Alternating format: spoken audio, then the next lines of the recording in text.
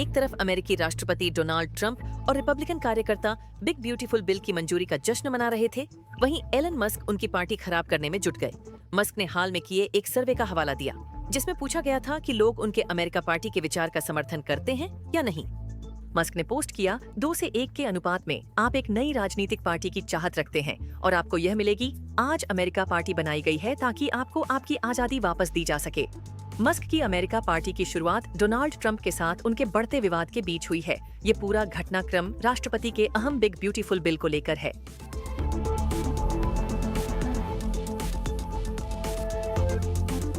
Musk ने सबसे पहले नई पार्टी का विचार जून की शुरुआत में पेश किया, जब मस्क ट्रंप दोस्ती में दरार का पहला दौर सोशल मीडिया पर खुलकर सामने आया।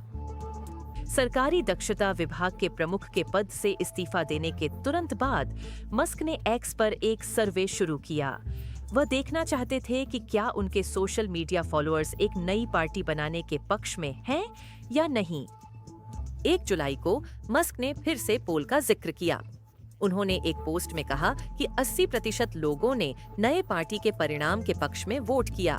जैसे ही ट्रंप का बिल सीनेट और कांग्रेस द्वारा पारित हो रहा था, मस्क ने चेतावनी दी, अगर यह बेतुका स्पेंडिंग बिल पास होता है तो अगले ही दिन अमेरिका पार्टी बनाई जाएगी।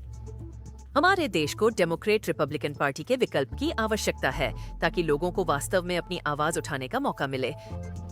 4 जुलाई को मस्क ने एक्स पर एक पोल डाला। इसमें उन्होंने कहा, स्वतंत्रता दिवस यह पूछने का सही समय है कि क्या आप 2 दलीय प्रणाली से आजादी चाहते हैं। मस्क की प्रतिक्रिया उनकी वन बिग ब्यूटीफुल बिल के प्रति गुस्से से प्रेरित रही है। इसे वह एक घृणास्पद अपमान तक कह चुके हैं। हैरानी की बात है कि एलन मस्क ट्रंप के एक सहयोगी और सबसे बड़े रिपब्लिकन डोनर रह चुके हैं, लेकिन दुनिया का सबसे अमीर शख्स दुनिया के सबसे शक्तिशाली व्यक्ति के प्रस्तावित टैक्स, कटौती और खर्च बिल का विरोध करता है।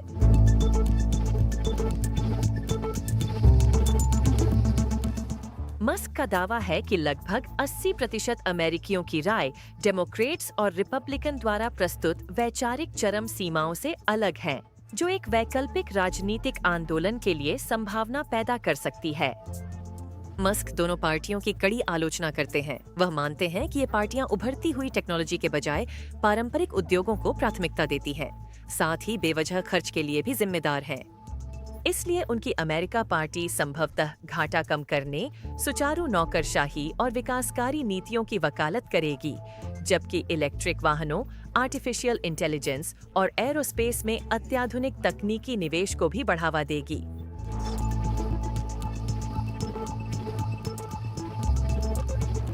अमेरिका पार्टी शायद खुद को भविष्यमुखी और व्यावसायिक समझ रखने वाली एक छवि दे सकती है, लेकिन मस्क के आर्थिक रुख उनके टेस्ला इलेक्ट्रिक कारों के साथ अनुकूल ग्रीन एनर्जी सोर्सेज के समर्थन को भी देखा जाएगा।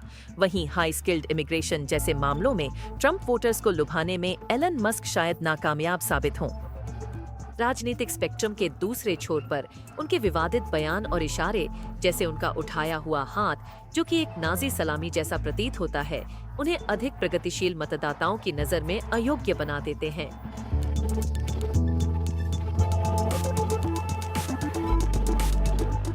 अमेरिकी चुनावी राजनीति की संरचना के खिलाफ तीसरे पक्ष के प्रयासों को भारी संघर्ष करना पड़ा है। रॉस पेरोट, जिन्होंने 1992 में लगभग 19% लोकप्रिय वोट हासिल किए, इसे एक भी इलेक्टोरल कॉलेज वोट में परिवर्तित नहीं कर सके।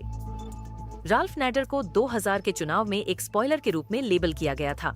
हाल ही में एंड्रयू यांग की फॉरवर्ड पार्टी ने ध्यान आकर्षित किया है, लेकिन अपने ब्रांडिंग से परे उसे पैर जमाने में कठिनाई हुई है। यहाँ तक कि मस्क के विशाल संसाधनों और मीडिया पहुंच के साथ वह जिन चुनौतियों का सामना करेंगे, वे भयंकर हैं। आखिरकार अमेरिका पार्टी अब बन चुकी है। यह मस्क के अपने विचारों और अंतर्राष्ट्रीय नजरिए को सामने लाने के लिए भाषणबाजी का साधन जरूर बन सकती है। हालांकि एक पूरी तरह कार्यशील राजनीतिक ताकत के रूप में आगे बढ़ना मुश्किल दिखाई देता है। उनका संदेश उन विचारों के इर्द गिर्द होगा जो वह लंबे समय से प्रचारित करते आ रहे हैं।